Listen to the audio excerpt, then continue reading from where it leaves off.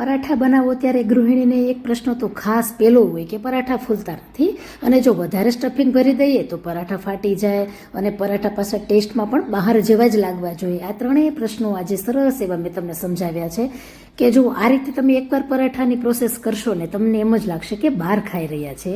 એકદમ ફૂલેલા અને એટલા તો સરસ બને છે કે તમે ફૂલ આમ સ્ટફિંગ ભર્યું હશે ને તેમ છતાં આ પરાઠા એટલા સરસ બને છે. અને એકવાર બનાવ્યા એટલે વારે વારે હવે તમે આ રીતે જ બનાવતા થશો. જુઓ સ્ટફિંગ કેટલું સરસ એકદમ એક મસ્ત દેખાઈ રહ્યું છે અને આખા પરાઠામાં સ્ટફિંગ એક સરખું દેખાય છે. તો બહુ સરસ એકદમ ઇઝી રીતે મેં તમને બતાવ્યું છે. ચાલો જોઈએ રેસીપીને. તો પહેલાં ઘરની જ એક વાટકી લઈ લઈએ. તો મોટી વાટકી લીધી છે એ પ્રમાણે 1.5 વાટકી પ્રમાણે રોટલીનો ઝીણો લોટ લેવાનો છે. અને આપણે મીઠું જ ઉમેરવાનું છે, તેલ પણ ઉમેરવાની જરૂર નહીં પડે. તેમ છતાં રિઝલ્ટ એટલું સરસ આવશે. અડધી ચમચી મીઠું કરી મિક્સ કરી લેવાનું. ત્યાર પછી થોડું થોડું પાણી ઉમેરતા જઈને રોટલી કરતાં થોડું કઠણ. જો આપણે રોટલીનો લોટ હંમેશા થોડીક વાર માટે રાખી મૂકતા હોઈએ છીએ, બસ એ રીતે જ પ્રોસેસ કરવાની છે અહીં. તો થોડોક માઇનર એવો કઠણ રાખીએ કે જેથી રાખી મૂકીએ તો બહુ ઢીલો ન થઈ જાય. જો આ રીતે રાખ્યો છે લોટને. ત્યાર પછી લોટ છે સુકાઈ ન જાય એ માટે અડધી ચમચી પ્રમાણે તેલ આપણે ઉમેરી દઈએ.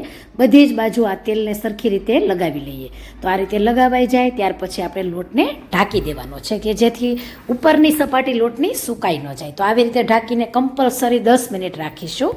હવે કોઈ પણ પરાઠા માટે આ રીતે લોટ બાંધવાનો છે. ત્યાર પછી સ્ટફિંગમાં જુઓ મેં બ્રોકલી લીધી છે, કેબેજ અને મરચાં સાથે ગાજરનો પણ ઉપયોગ કરવાનો છે. તો બ્રોકલી મેં 200 ગ્રામ જેટલી લીધી છે. તો અત્યારે બ્રોકલી શિયાળો છે એટલે સરસ મળતી હોય છે. તો આ રીતે જુઓ બ્રોકલી છે ને તેને પાછળના ભાગને કાઢીને આપણે 10 થી 15 મિનિટ માટે ગરમ પાણીમાં તેને મીઠું નાખીને રાખી દેવાની. મેં અહીં 15 મિનિટ માટે રાખી હતી. ત્યાર પછી જુઓ થોડોક જાડો ભાગ લાગે તો તેને સાઈડમાં રાખી દેશું અને આ રીતે તેને ઝીણી ઝીણી સમારી લેવાની છે. તમે ચોપરમાં પણ ચોપ કરી શકો છો, પરંતુ આસાનીથી બ્રોકલી ઝીણી સમારાઈ જાય છે. તો આ રીતે કરી લેશું. ત્યાર પછી કોબીજ છે તો તેનો નાનો એવો ટુકડો આપણે લેવાનો છે. કોબીજ પરાઠામાં સરસ લાગતી હોય છે. તમે ફક્ત બ્રોકલીનો પણ ઉપયોગ કરી શકો છો. અહીં તમારા મનગમતા વેજીટેબલ છે તેનો પણ ઉપયોગ કરી શકાય છે. મારી પાસે જે અત્યારે અવેલેબલ છે તેનો ઉપયોગ કર્યો છે. ખાસ કરીને મેં બ્રોકલીનો અહીં વધારે પાટ લીધો છે. ત્યાર પછી 2 નાના ટુકડા ગાજરના લીધા છે. તેને છાલ કાઢી લેશું અને આ રીતે મોટા ટુકડામાં સમારી લેશું. સાથે જ તીખાશ માટે 2 લીલા મરચાં લઈ લેવાના છે. જે તીખા છે તેનો ઉપયોગ કર્યો છે મેં. એક મોટો આદુનો ટુકડો લેશું. થોડુંક આદુ ચડિયાતું હોય તો ટેસ્ટ વધારે સરસ આવશે.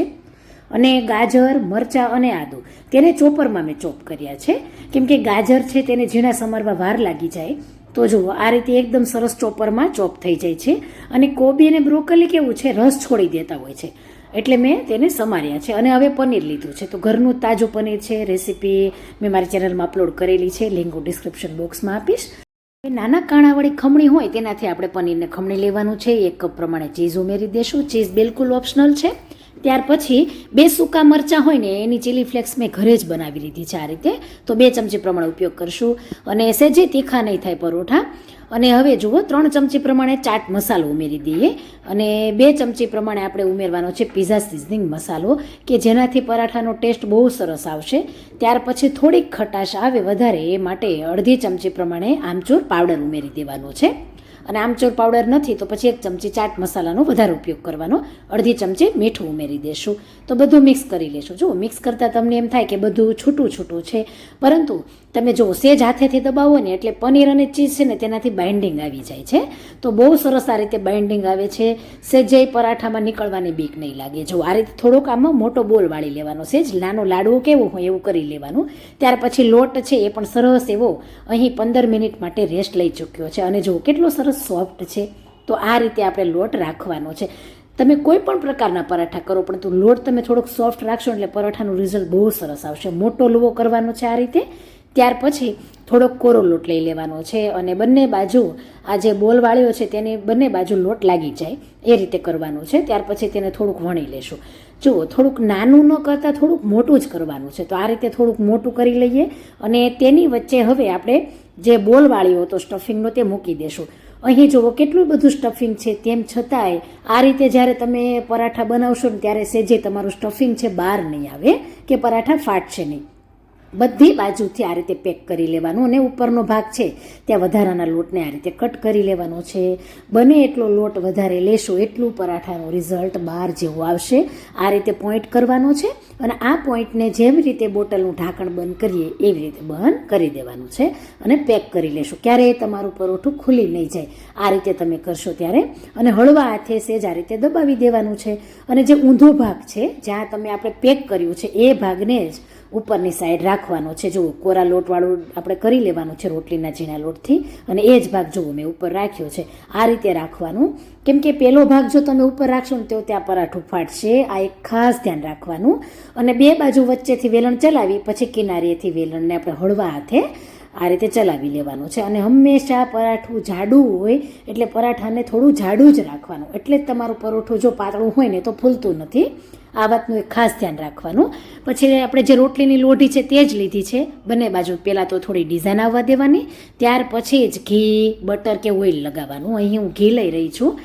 અને હવે હળવેથી પરાઠાને ઊંચું કરી થોડું ઘી ઉપરથી આપણે અલગ કરી લઈએ અને પછી જ પરાઠાને મૂકીએ. આ રીતે કરવાથી ઘી છે એના છાંટા નહીં ઉડે. અને આ રીતે જુઓ બધી બાજુ થોડું થોડું એને પ્રેસ કરવાનું છે અને જુઓ તમને પરાઠું ફૂલતું દેખાય છે. એવી જ રીતે તમારા પરાઠા પણ ફૂલશે. અને ખાસ કરીને થોડુંક જાડું રાખો એટલે બધા જ પરાઠા ફૂલશે. અને જુઓ કેટલું સરસ ફૂલી રહ્યું છે. તો જે રીતે પેક કર્યું છે તમને ખબર પણ નહીં પડે કે જે આપણે પેક કરેલો ભાગ જ નથી દેખાતો, જોઈ શકાય છે. તો આ રીતે ઢાંકણ જેમ આપણે બોટલનું બંધ કરીને એવી રીતે પરાઠાને પેક કરવાનું. બંને બાજુ શેકાઈ ગયું છે સરસ રીતે. હવે સેજ તમને તેને ખોલીને પણ બતાવું. અને ફૂલેલું પરાઠું હોય ને અને આ રીતે જ્યારે તમે હળવેથી બધી બાજુએ વણો એટલે તેમાં સ્ટફિંગ એક સરખું લાગતું હોય છે. જોઈ શકાય છે મેં તેને કટ કર્યું છે અને તેમાં સ્ટફિંગ જુઓ તમે ફ્રેન્ડ્સ. તો ક્યારેય તમે જો બ્રોકોલીના પરાઠા ન બનાવ્યા હોય તો ટ્રાય પણ કરજો. અને આ મારી રીત પ્રમાણે એકવાર તમે ટ્રાય કરજો. થોડુંક જાડું રાખજો. લોટ બાંધવાની જે મેં ટિપ્સ આપી છે એ પણ ધ્યાનમાં રાખી અને પરાઠું બનાવજો. બહુ સરસ બને છે. ટેસ્ટમાં પણ એટલા સરસ બન્યા છે. ગમે તો શેર કરજો.